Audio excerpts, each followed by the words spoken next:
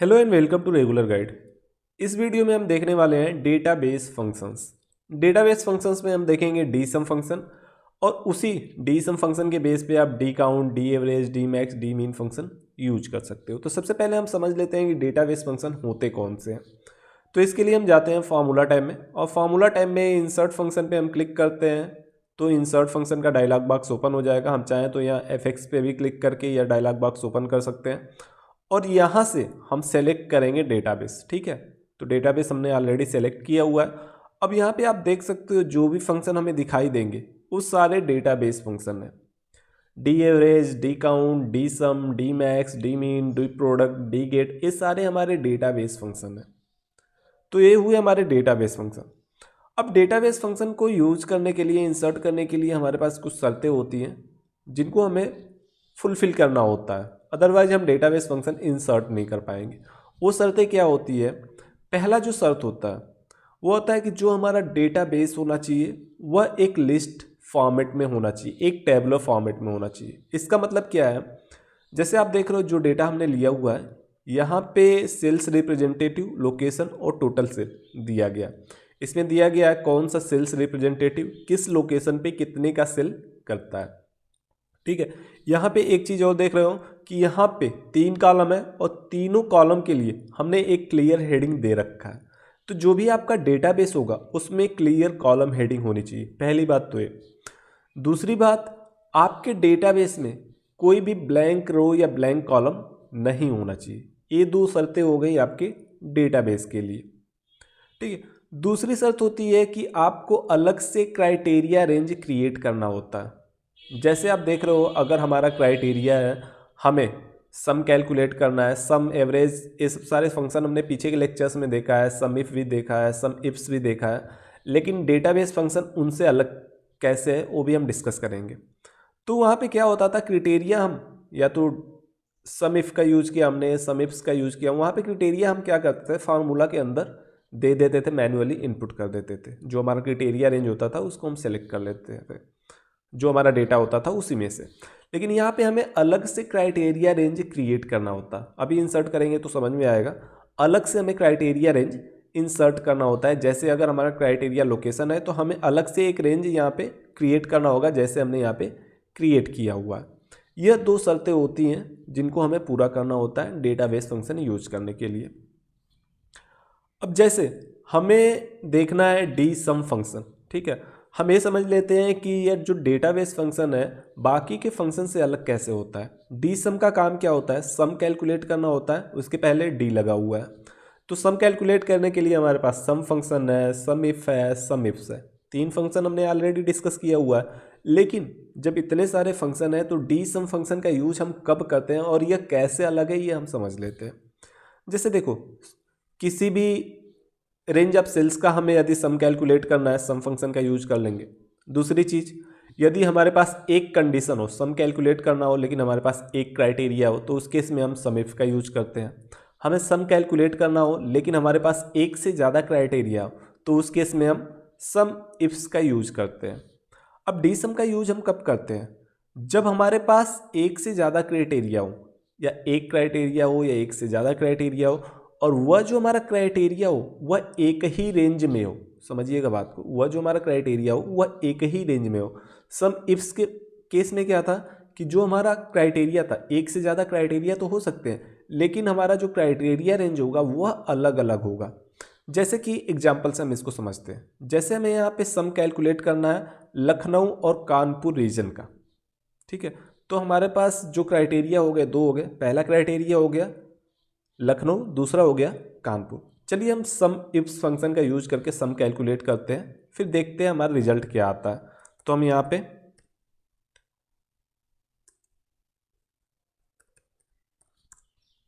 और इसकी फॉर्मेटिंग भी हम सेम कर देते हैं।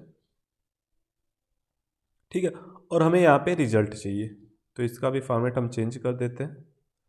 यहाँ पे हम फंक्शन इंसर्ट करेंगे। ठीक है, तो पहले हम सम इफ्स का यूज करके देखते हैं। हमारे पास दो क्राइटेरिया लखनऊ और कानपुर का हमें सम चाहिए। हम लिखते हैं यहाँ पे इक्वल सम इफ्स ब्रैकेट सम रेंज, तो यह हमारा है सम रेंज, कंट्रोल शिफ्ट डाउन, सम रेंज हमने सेलेक्ट कर लिया, कॉमा कॉमा के बाद क्राइटेरिया रेंज 1, क्राइटेरिया रेंज 1, तो हमारा जो पहला क्राइटेरिया क्या है, पहला क्राइटेरिया है हमारा लखनऊ, तो पहला क्राइटेरिया रेंज हमारा क्या होगा, यह वाला कॉलम होगा, यह रेंज होगा, कॉमा क्राइटेरिया 1। अब हमारा पहला क्राइटेरिया क्या है, तो हम यहाँ से क्राइटेरिया, पहला क्राइटेरिया सेलेक्ट कर लेते हैं, कॉमा क्राइटेरिया रेंज 2, दूसरा क्राइटेरिया हमारा कानपुर है, और कानपुर किस रेंज में है, इसी रेंज में है, तो क्राइटेरिया रेंज 2 भी हमारा यही होगा, कॉमा कॉमा के बाद क्राइटेरिया 2, क्राइटेरिया 2 हमारा क्या है, कानपुर, और अब हम ब्रैकेट क्लोज कर देते हैं और एंटर कर देते हैं। तो आप देखो हमारा रिजल्ट यहाँ पे 0 आया।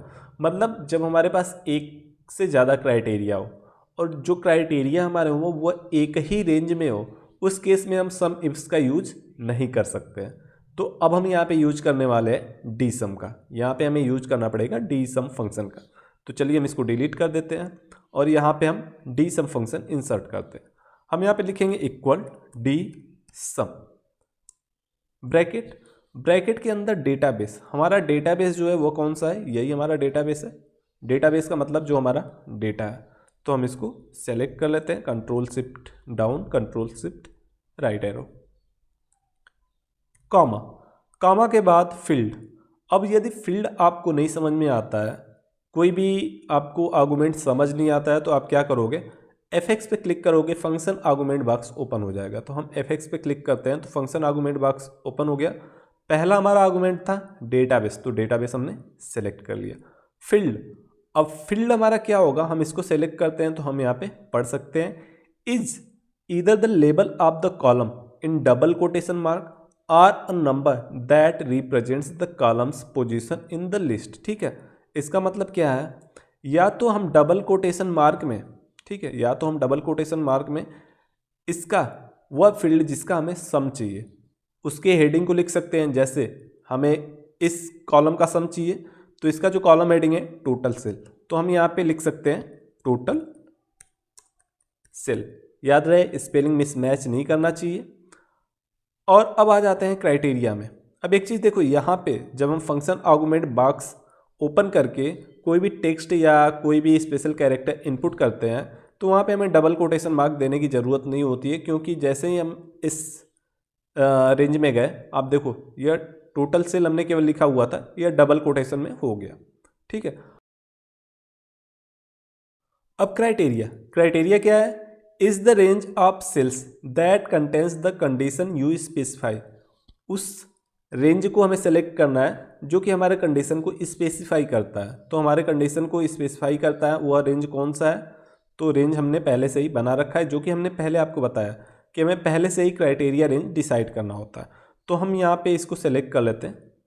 ठीक है, लोकेशन और लखनऊ। ठीक है, हेडिंग यहाँ पे हमारा होना चाहिए, क्योंकि एक्सेल हेडिंग से ही समझेगा कि वह जो हमारा क्राइटेरिया है वह किस रेंज में है। ठीक है, तो लोकेशन और यहाँ पे लखनऊ, लखनऊ लोकेशन का हमें सेल्स चाहिए। ठीक है, अब हम यहाँ पे रिजल्ट देख सकते हैं। अब इसको हम कर देते हैं ओके। तो हमारा रिजल्ट आया है 8,01,034। ठीक है, 8,01,034 रुपये का सेल हुआ लखनऊ रीजन में। यदि हमें इसको वेरीफाई करना है, हम कंट्रोल शिफ्ट एल प्रेस करके यहाँ पे फिल्टर अप्लाई कर देते हैं और यहाँ से लखनऊ को फिल्टर कर लेते हैं।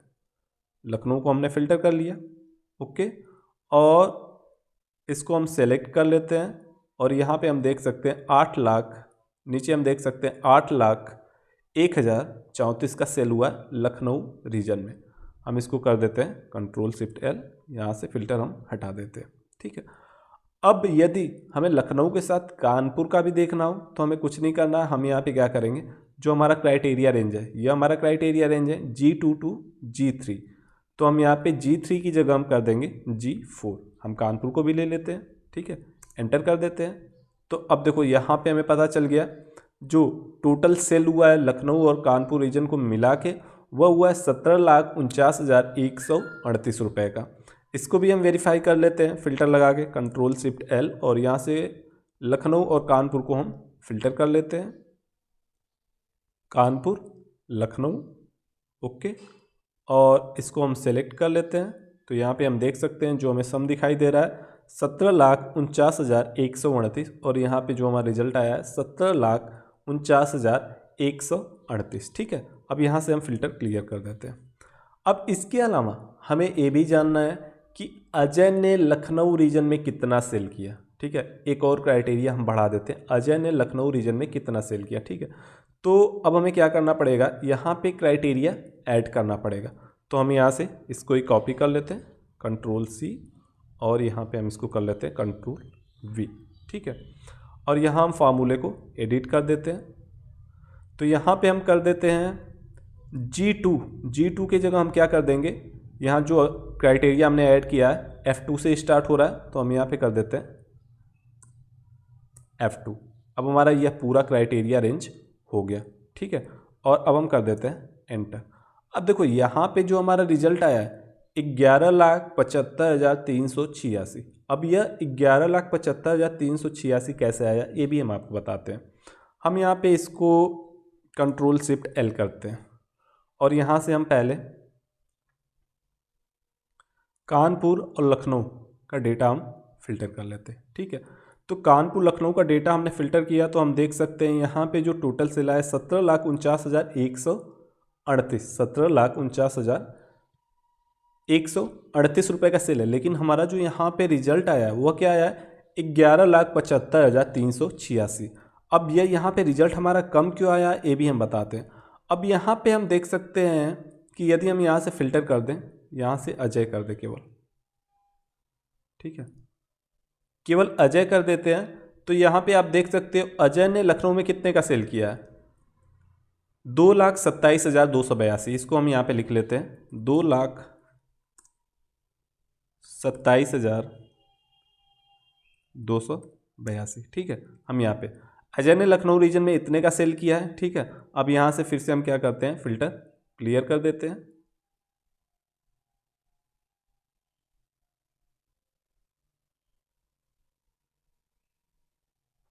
ठीक है, और अब हम यहाँ पे फिल्टर क्या कर लेते हैं, केवल कानपुर का डेटा। ठीक है, लखनऊ को भी हटा देते हैं, कानपुर का डेटा हम यहाँ पे फिल्टर कर लेते हैं। ठीक है, तो कानपुर का जो टोटल आया है इसको हम सेलेक्ट करते हैं, तो देख सकते हैं कि कानपुर का जो टोटल आया है यहाँ पे 94,81,04। हम यहाँ पे लिख देते हैं 94,81,04। ठीक है, अब यदि हम इन दोनों का सम लेते हैं, this cell plus this cell, और एंटर करते हैं, तो यहाँ पे आप देखो जो हमारा रिजल्ट आया है 11,75,386, जो कि इस रिजल्ट के बराबर है। मतलब क्या हुआ इसका कि यह जो हमारा डेटा आया है यह ये बता रहा है कि अजय ने लखनऊ रीजन में कितने का सेल किया। ठीक है, लखनऊ रीजन में अजय ने इतने का सेल किया था, प्लस कानपुर रीजन में कुल कितने का सेल हुआ, कानपुर रीजन में कितने का सेल हुआ। यह अजय का लखनऊ का सेल प्लस कानपुर का टोटल सेल, इनका सम हमें दिखा रहा है यहाँ पे। तो इस तरीके से यह डी सम फंक्शन काम करता है। यदि अजय के जगह हम यहाँ पे सुजीत ले लेते हैं, नीचे हम सुजीत ले लेते हैं और एंटर कर देते हैं, तो आप देखो यहाँ पे जो हमारा डेटा है चेंज होगा, क्योंकि यह ऑलरेडी हमने अपने क्राइटेरिया रेंज में ले रखा है। F22 यहाँ पे यदि हम सेलेक्ट करते हैं तो आप देख सकते हो F22 G4, मतलब यह जो सेल है ऑलरेडी हमने अपने क्राइटेरिया में ऐड कर रखा है। तो सुजीत को ऐड कर दिया। अब जो डेटा हमारा बता रहा है यह बता रहा है कि अजय ने लखनऊ में कितने का सेल किया प्लस सुजीत ने कानपुर में कितने का सेल किया, इन दोनों का सम हमें बता रहा है। ठीक है, फिल्टर करके हम देख लेते हैं Ctrl+Shift+L, और यहाँ से हम फिर से कर लेते हैं लखनऊ कानपुर, कानपुर लखनऊ, और यहाँ पे हम फिल्टर कर देते हैं अजय और सुजीत को, अजय और सुजीत हम कर देते हैं, ओके कर देते हैं, और इन दोनों को हम सेलेक्ट करते हैं। तो आप यहाँ पे सम देख सकते हो कितना आया हुआ, 4,98,485। यहाँ पे भी हमारा रिजल्ट आया वो 4,98,485। तो इस तरीके से हम डी सम फंक्शन का यूज करते हैं जब हमारे पास एक से ज़्यादा क्राइटेरिया हो और जो हमारे क्राइटेरिया हो वह एक ही रेंज में हो तो। ठीक है, और अलग अलग रेंज में भी हमारे क्राइटेरिया हो, अलग अलग एक से ज़्यादा क्राइटेरिया हो, तो भी हम डी सम फंक्शन का यूज कर सकते हैं। थोड़ा सा कॉम्प्लिकेटेड फंक्शन है, इसको अच्छे से समझना होगा। तो आप फिर से इस वीडियो को रिपीट करके देखना, यदि ना समझ में आया हो तो 1 से 2 बार, 2 से 3 बार देखोगे तो आपको अच्छे से समझ में आ जाएगा। इसी तरीके से D average, D max, D count, D mean function का भी यूज हम करते हैं डेटाबेस फंक्शन के अंदर।